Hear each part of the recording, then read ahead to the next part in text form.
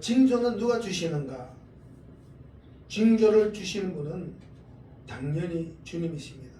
주님이 아닌 어떤 존재가 징조를 보면 마귀 역사예요. 우리가 분별할 수 있어야 됩니다.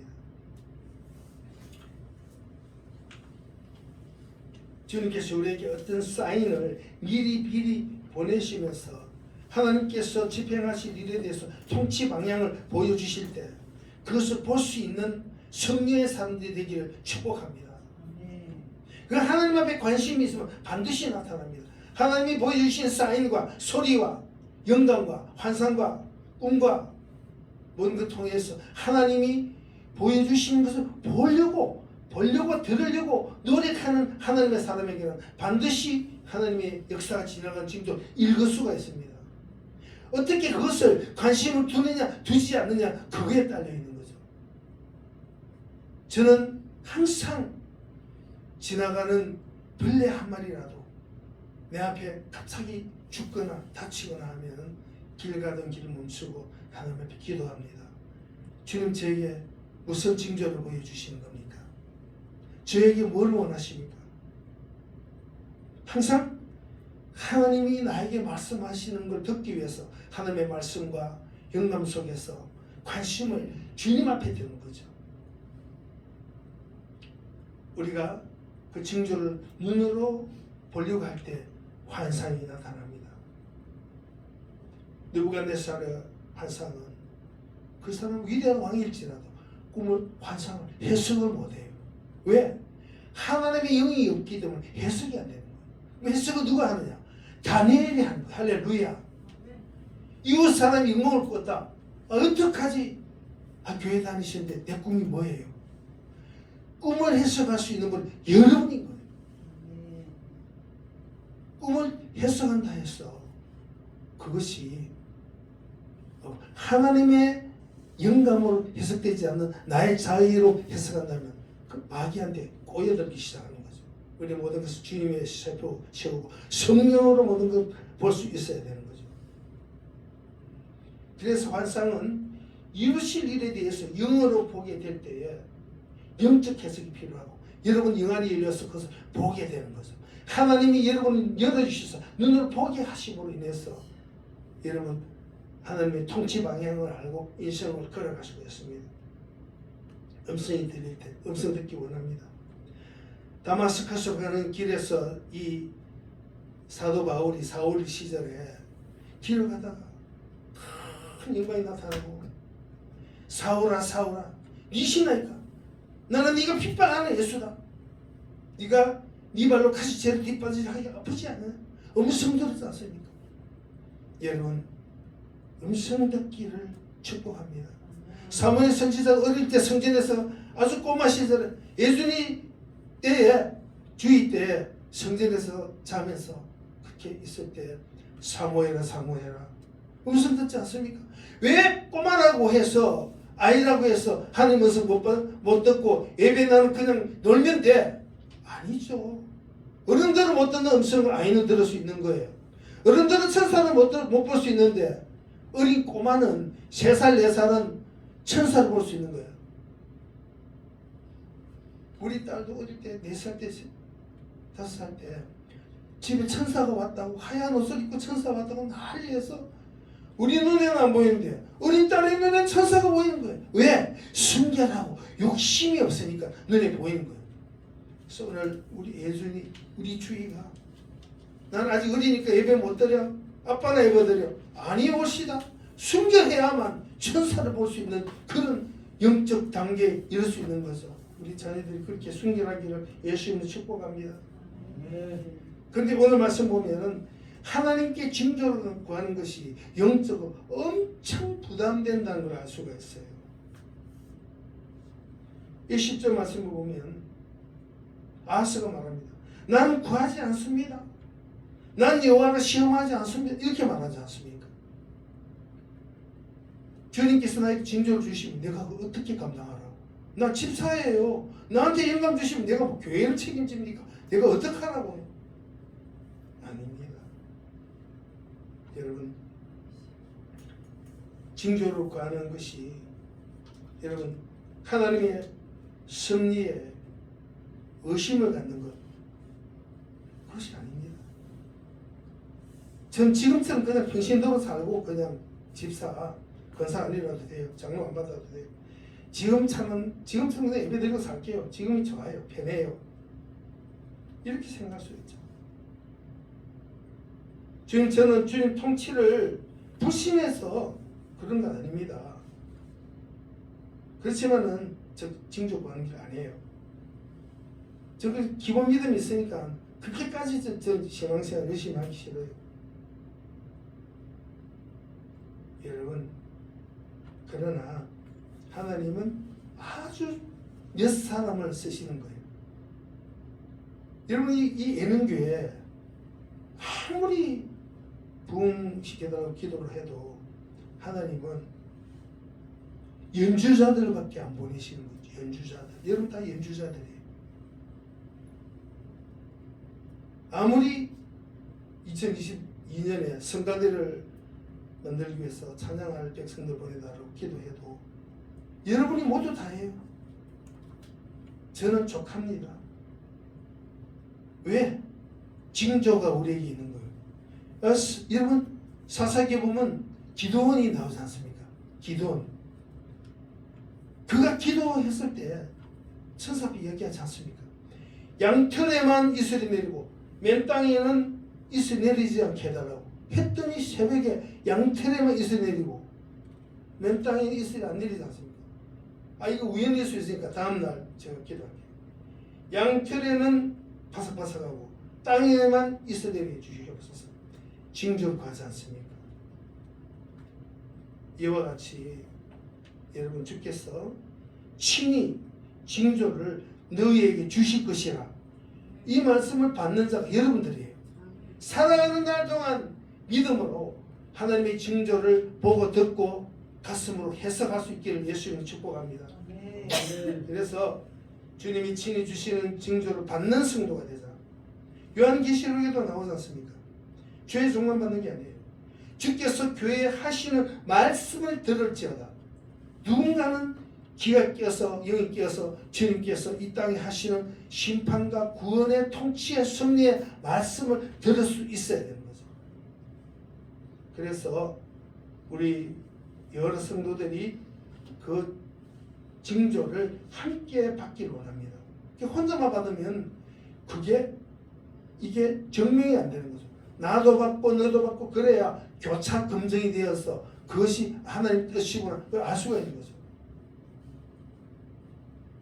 교차 검증이 되는 제 파트너가 사모님이에요. 새벽 예배 말씀과 찬양을 자기 전에 11시 반에 찬양과 말씀 받아놓고 잠을 잤더니 이 사모님이 새벽 기도 가면서 찬양을 막 하는 거예요. 밤새도록 이 찬양했다고. 제가 새벽 기도 찬양 이렇게 정해놓은 거 모르는데 사모님은 밤새도록 그 찬양하고 계신 거예요. 그래서 그 새벽 기도 찬양이 이 하나님께서 받으시는 찬양이로다. 할렐루야. 교차 검증이 되는 거 영적으로.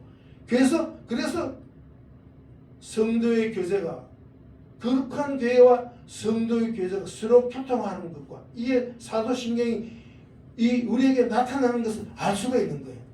여러분이 아플 때 내가 아프고 내가 아플 때 여러분이 아프고 여러분이 슬플 때 내가 슬프고 여러분이 걱정할 때 내가 걱정하고 교회가 성도 간에 교통이 돼야 되는 거죠. 여러분의 자녀가 이 지혜가 지식이 부족한데 제가 마음이 편하겠어요? 어떻게 해서든 여러분의 자녀를 이렇게 세우기 위해서 힘들게 있는 힘을 다해서 세우기 위해서 제 마음이 분주하게 작동되는 것이 교회의 성령의 그 영광이고 축복인 거죠. 그래서 오늘 말씀 보면 보라 처녀가 잉태하여 아들을 낳을 것이야 이렇게 했습니다. 여러분 사실 이 말씀은 참 받기 힘든 말씀이에요. 이 말씀을 받는 여자는 돌로 맞아 죽는 거예요. 율법에 처녀가 혼전 임신이나 아직 시간쯤 가기 전에 아기를 가지면 그러면 그 혼전 임신에서 잉태된 여자를 돌로 때려 죽여라 이렇게 돼 있어요. 율법에. 그러면 이 말씀 누가 받겠어? 보라 처녀가 잉태 아들을 낳을 것이야. 아, 이거 혼전히 임신해가지고 애비 없는 자식을 대했구나. 돌로 때려 죽이자. 근데 이 말씀 내 말씀 되게 하여 주시옵소서. 죽으려고 그 말씀 받아? 그러니까 하나님의 영광이 아니면 이 말씀 이루어질 수가 없는 거죠. 하나님이 할 수 없는 어떤 일들을 하나님이 하게 하신 걸 기적이라고 이적이라고 하죠. Cannot. You cannot. 여러분이 할 수 없는 것. 그 하나님이 하게 하시는 것이 기사와 이적이죠. 그걸 미라클이라고 합니다. 히브리 마라크라고 하죠. 기적을 보여주시는 주체는 하나님이시고 하나님 이름은 여호와인 거죠. 처녀가 남자 없이 아이를 잉태하여 아들을 낳을 것이다. 말이 돼요? 저는 우리 예성이 나이 때에 가장 믿기 힘든 것이 이것이었어요. 어떻게 처녀가 잉태해서 아들을 낳냐? 그것도 성령으로 잉태된 거. 성령이 정자냐? 마리아 난자하고 해가지고 어떻게 신의 정자를 만나가지고 애기를 잉태하냐? 당최 이 10년을 사도신경에도 믿어지지 않는 거예요. 그런데 성령이 임하시니까 그게 다 한 방에 다 믿어지는 거예요. 신의 존재를, 신의 그 임재를 만나는 순간에 다 해법이 이루어지는 거죠. 이건 단성생식도 아니고 개체분리도 아니고 몸이 딱 나눠져 가지고 두 개가 되는 그런 것도 아니고. 그러니까 사도신경에서 성령으로 잉태되어라는 이 말씀은 성령께서 오셔서 잉태되었음을 선포하는 수태고지의 고백이에요. 성령이 정자가 되어서 그래서 잉태되어 가지고 아기가 생겼다. 이거 아닌 거죠. 성령으로 잉태되어라는 건 성령께서 오셔서 함께 하셨다. 그 뜻이죠. 그래서 그의 이름을 임마누엘 하리라. 임마누엘, 엘은 하나님이에요. 누는 유의 고대어예요. 유. 그 왜 유가 왜 됐느냐? 누에서 니은이 탈락하고 누가 유가 된 거예요. 그래서 엘은 하나님이에요. 엘로힘, 엘. 하나님 유, 너희들과 임마는 있다는 뜻이에요. 존댓말로 계신다고 해야 되죠. 그래서 임마, 누엘, 하나님이 너희와 임마 함께 계신다. 그게 유의 뜻이에요. 하나님이 스스로 계시니라. 누구와? 너희들과 같이.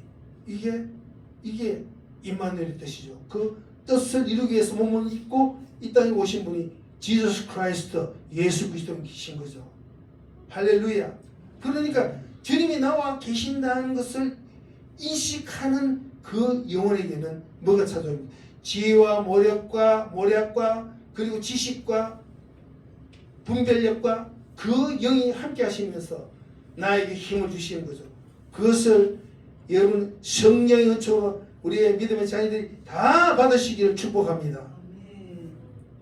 그거를 충만히 채울수록 공부는 저절로 되는 거예요. 예전에 서울대학교 보낸 어떤 집사님이 아이를 한 해에 2명씩 받아가지고 저녁에 야자하고 오면은 1시간씩 성경을 읽겠어요. 야자 끝나고 집에 도착하지 선생님한테 가면 성경을 읽힌 다음에 그 다음에 직접 가르치는 게 아니고 너 학교에서 배운 거 복습해라. 그 복습을 2시간 하고 1시대에 집에 돌아가는 거예요. 영이 살아야 공부가 된다. 할렐루야. 그래서 그렇게 공부시킨 놈들이 서울대학교 가니까요. 하나님 살아계신다. 함께 했던 그 아이도 하나님을 믿고 부모들도 하나님을 믿고 하나님의 권능을 체험하게 된 거죠. 여러분, 예수 그리스도는 주보에도 나와 있습니다. 히브리서 13장 8절 말씀. 예수 그리스도는 어제나 오늘이나 영원토록 동일하시니라. 창조하실 때나 십자가에 돌아가실 때나 성천하실 때나 부활하셨을 때나 지금도 함께 계시고 그리고 그렇다고 오실 그분은 항상 계신 거예요. 우리와 함께 계신 거예요. 여러분 분수라는 거 아십니까? 몇 분이면 분수가 존재하기 위해서는 우리가 분자라면 분모가 있어야 분수가 존재하는 거예요. 그와 마찬가지로 우리 영적 존재가 하늘나라 가기 위해서는 반드시 분모 역할을 하는 예수 그리스도가 있어야 되는 거예요.